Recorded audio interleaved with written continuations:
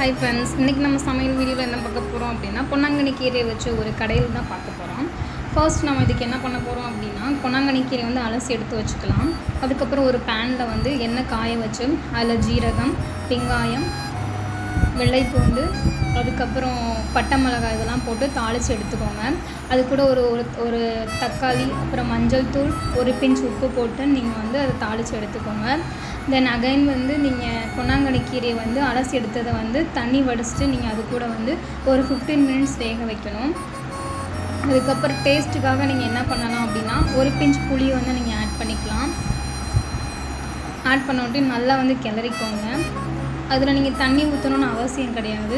பொன்னாங்கண்ணி கீரையில் ஆல்ரெடி தண்ணி இருக்கனால அதுவே எக்ஸ்ட்ராக்ட் ஆகி உங்களுக்கு வந்து வதங்க ஆரம்பிச்சிடும். நீங்கள் எக்ஸ்ட்ரா தண்ணி ஊற்றணுன்னு அவசியம் கிடையாது. ஃபைனலி நீங்கள் இதை ஆற வச்சு மிக்ஸி ஜாரில் போட்டு